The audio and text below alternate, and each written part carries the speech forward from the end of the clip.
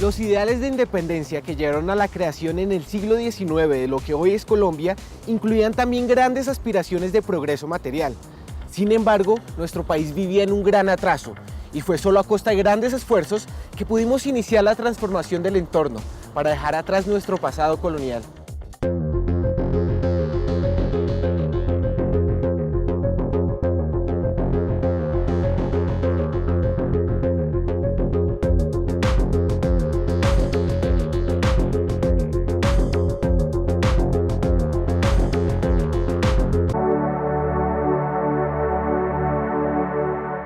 Una de las características principales de lo que se considera un país moderno es el avance en las grandes obras de infraestructura, como las vías de comunicación y los acueductos.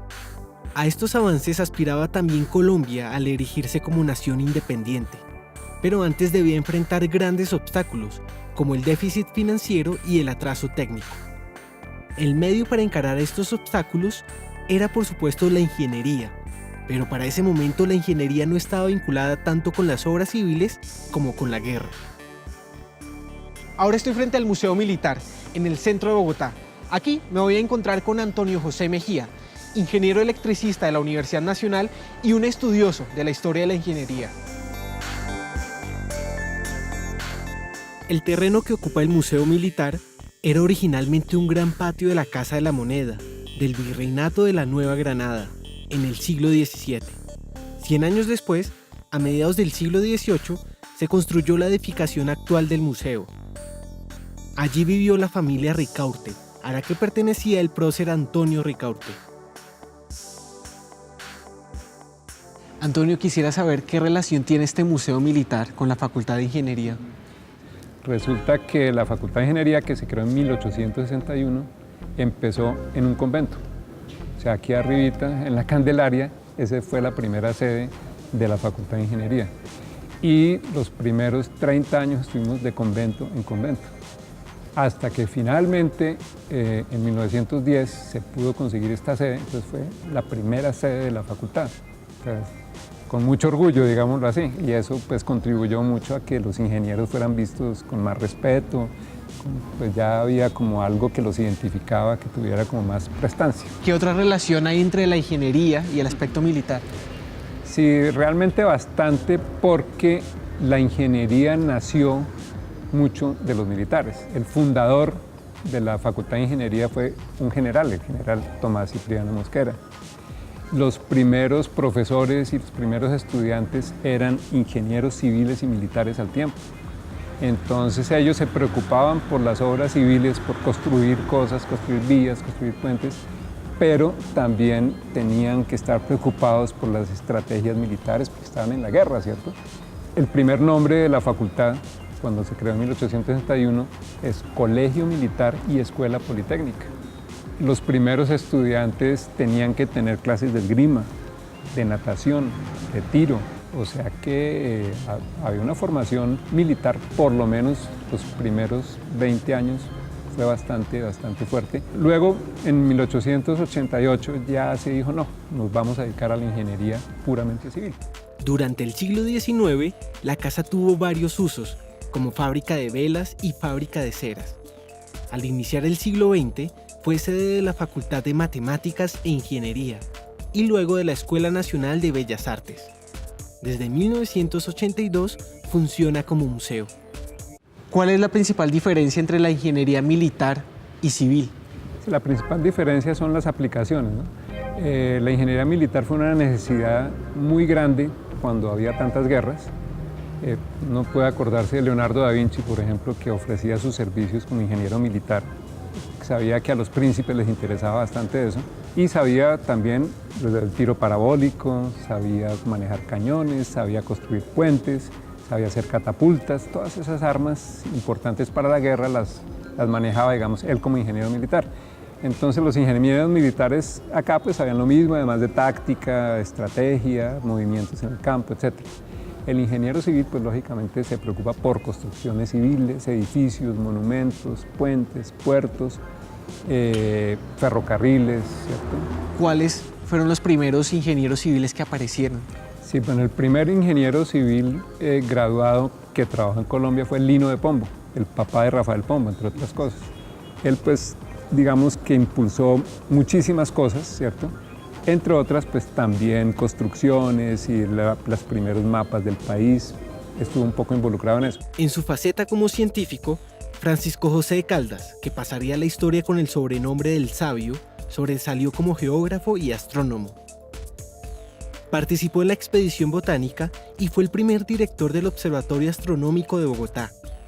Durante las guerras de independencia, desempeñó labores de ingeniero militar, ocupándose de la fundición del hierro para la construcción de cañones y de balas.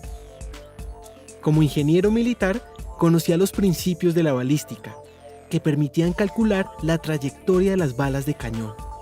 Caldas murió fusilado en Bogotá en 1816.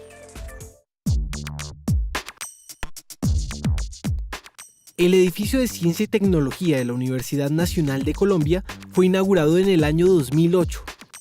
En este sitio voy a reunirme con el profesor Marcelo Riveros, ingeniero químico e investigador de la historia de la facultad. Marcelo, ¿cómo nace la Facultad de Ingeniería? La Facultad de Ingeniería de la Universidad Nacional en Bogotá surge, digamos, con la semilla del Colegio Militar. En 1848, a comienzos del año, se inicia este Colegio Militar que había sido ideado por el presidente Tomás Cipriano de Mosquera, una persona con unas inquietudes, digamos, de progreso, de ciencia, que le daba cierta importancia a esos temas. Y siempre tuvo la idea de que el país se adaptara a, digamos, a los cambios científicos, tecnológicos de desarrollo en el mundo. Entonces, desde esa perspectiva, en 1848 inicia ese proyecto del Colegio Militar, donde realmente terminan como graduándose los primeros, llamémoslos, ingenieros militares, civiles, no era muy claro, de la época.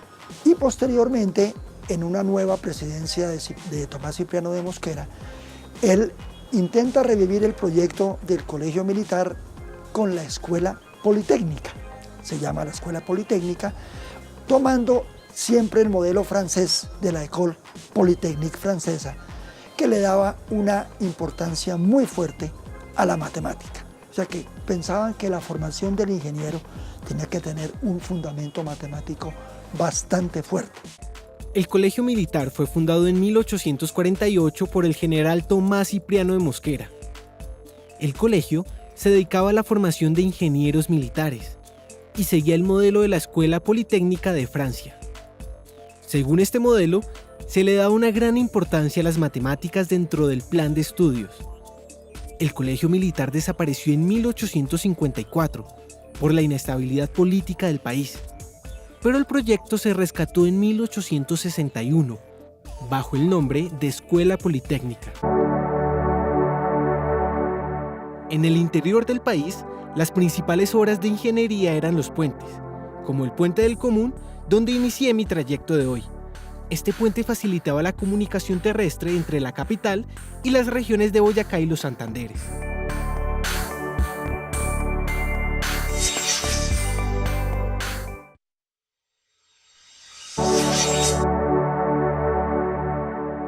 Después de conocer el origen de la Facultad de Ingeniería, fui a la estación de La Sabana a reunirme con el ingeniero e historiador Gustavo Arias de Grey para seguir aprendiendo sobre el motor de las primeras grandes obras de infraestructura de nuestro país, el ferrocarril.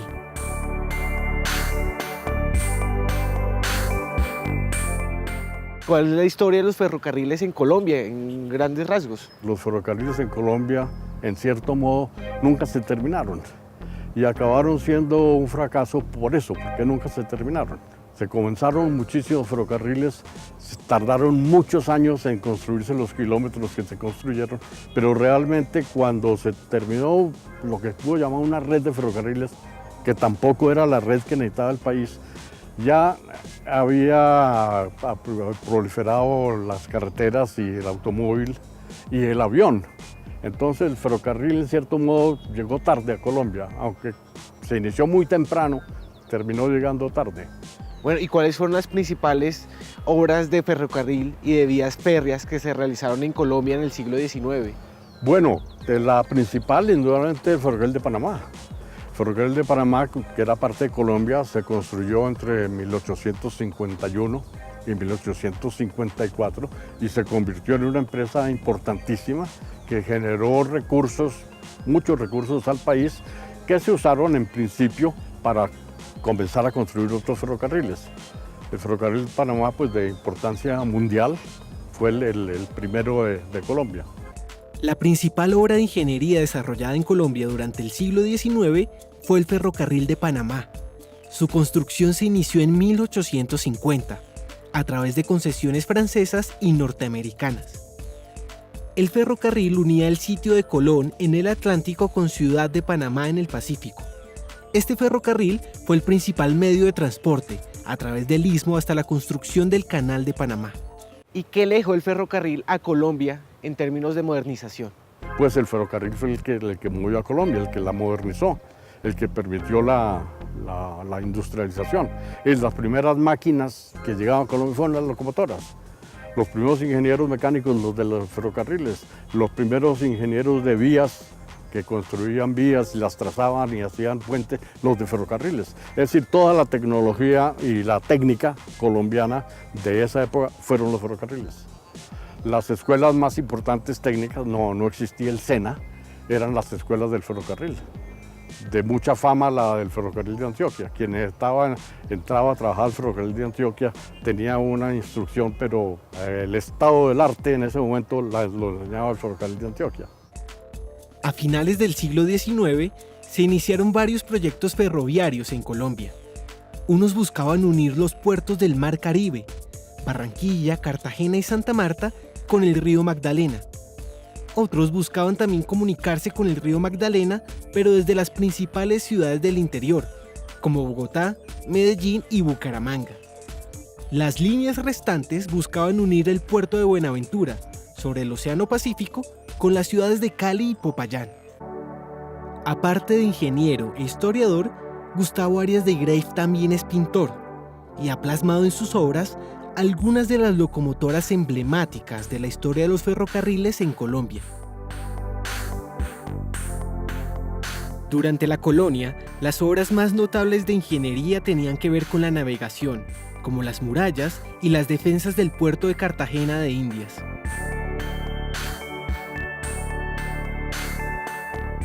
Para continuar conociendo la historia de la ingeniería y la construcción de grandes obras de infraestructura en Colombia, estoy en la Universidad Nacional.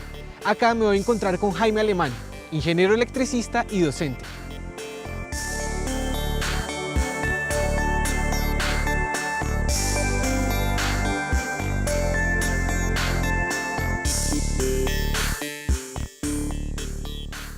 Jaime, ¿cómo surgen los sistemas eléctricos en Colombia? Los primeros sistemas eléctricos en Colombia aparecieron en la última década del siglo XIX, digamos 1890 y en los siguientes años, en distintas ciudades del país, con una particularidad. Al principio, solamente el servicio se prestaba como alumbrado público y no más.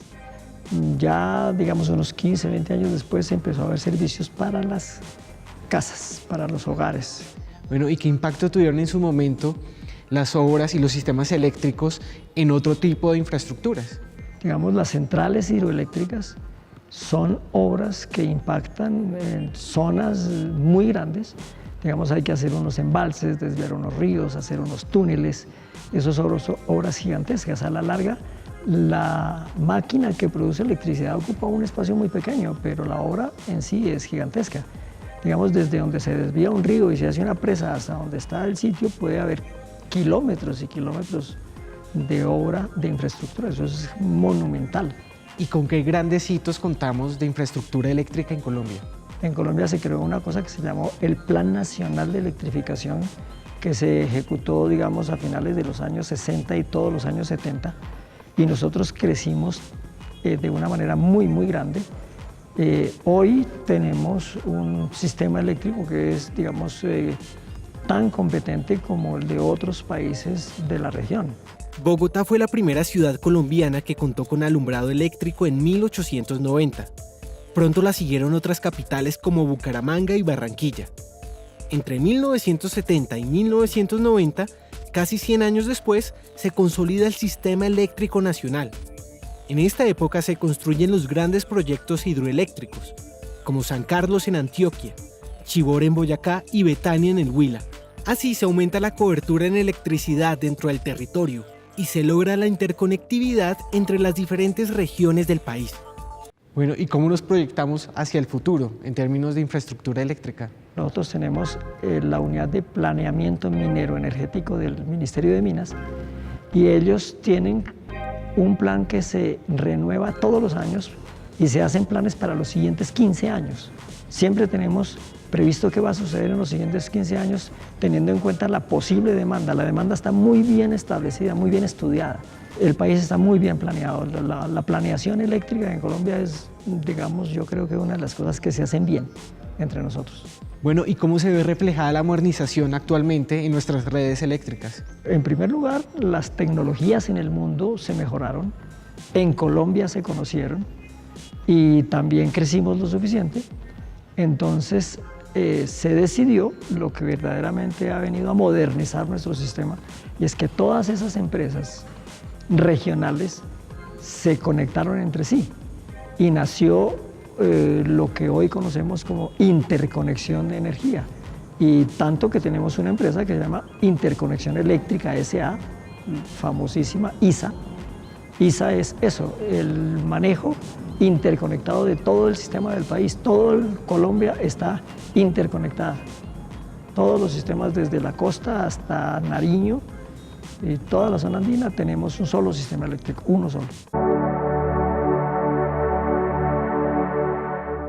El acueducto Vitelma fue construido en los años 30 del siglo XX, en el barrio de San Cristóbal, al suroriente de Bogotá. Este fue el primer acueducto moderno de Colombia y fue declarado Patrimonio Histórico y Artístico de la Nación. Allí, la historiadora Laura Palacio me hablará sobre el origen de los acueductos en Colombia.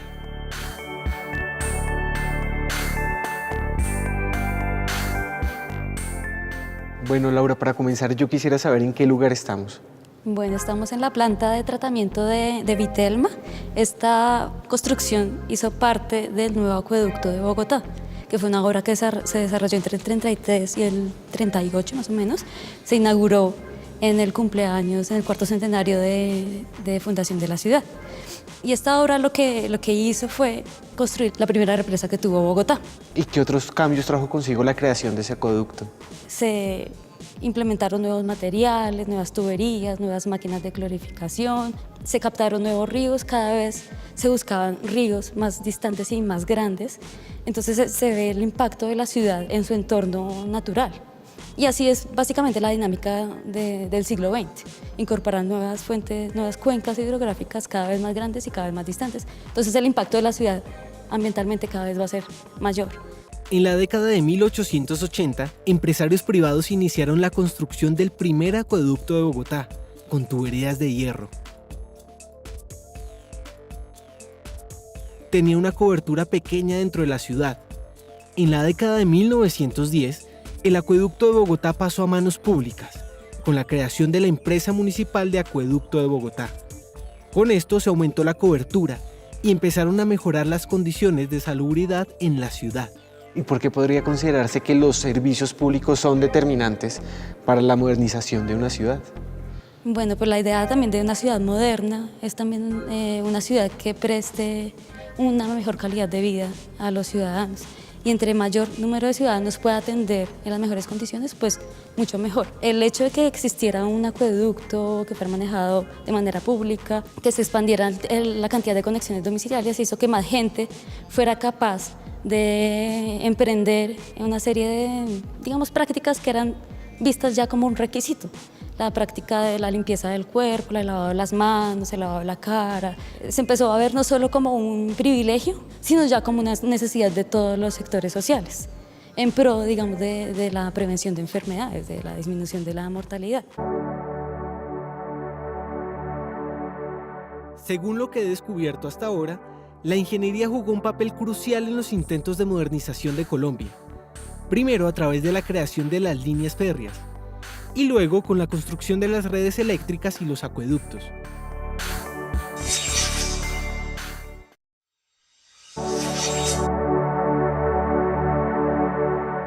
Ahora voy al edificio de Ciencia y Tecnología de la Universidad Nacional para seguir descubriendo cómo ha ayudado la ingeniería a transformar nuestro país.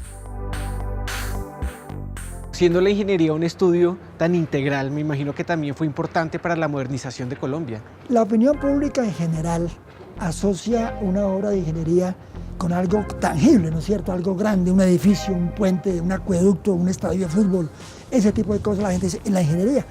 Pero resulta que la ingeniería también tiene, por su misma concepción de servirle a la sociedad, tiene muchas otras aristas no tan visibles, pero que también es modernismo. Entonces, si nosotros vemos, por ejemplo, la computación, la bioingeniería, la electromedicina, de alguna manera, vemos el desarrollo eléctrico, el campo energético, vemos el campo del desarrollo de infraestructura, los servicios, las asesorías, control de calidad. Fíjese que todo ese tipo de temas, inteligencia artificial, todo eso tiene que ver con la ingeniería. Y afortunadamente esta facultad ha estado siempre presente en el desarrollo del país, con sus programas de pregrado, esos 9, y con todos sus programas de maestría y doctorado, sigue contribuyendo inclusive con investigaciones de punta y con desarrollos muy importantes para no solamente la universidad, sino para el desarrollo local, regional e inclusive la facultad es reconocida internacionalmente como una de las mejores facultades de ingeniería. La Facultad de Ingeniería de la Universidad Nacional de Colombia empezó a incorporar carreras distintas a la ingeniería civil desde los años 60. En 1961 se creó el programa de Ingeniería Eléctrica. En 1964, el de Ingeniería Mecánica. Y en 1965 se incorporó el de Ingeniería Química. En 1969 se creó el programa de Ingeniería Agrícola y en 1978 el de Ingeniería de Sistemas. En el año 2000 se creó el programa de Ingeniería Industrial y en 2001 el de Ingeniería Mecatrónica. Desde este lugar, el Observatorio Astronómico Nacional, el ingeniero Julio Garavito Armero inició el proyecto de la Oficina de Longitudes en el año 1902 para crear el mapa de Colombia. Julio Garavito también fue un gran matemático y astrónomo, y un cráter de la Luna lleva su nombre. Y en este edificio, el Observatorio Astronómico Nacional, construido en 1952 en el campus de la Universidad Nacional, también un grupo de ingenieros creó el estudio formal de la astronomía en Colombia. A pesar de las dificultades políticas y económicas, los ingenieros colombianos han jugado un papel trascendental en la conformación del país, desde la construcción de los ferrocarriles en el siglo XIX hasta la transformación de nuestras ciudades en auténticas ciudades modernas.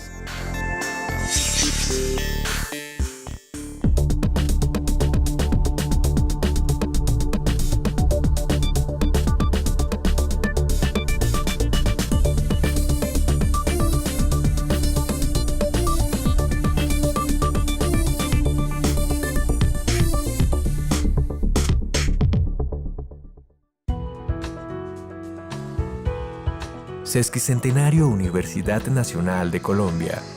Patrimonio de todos los colombianos.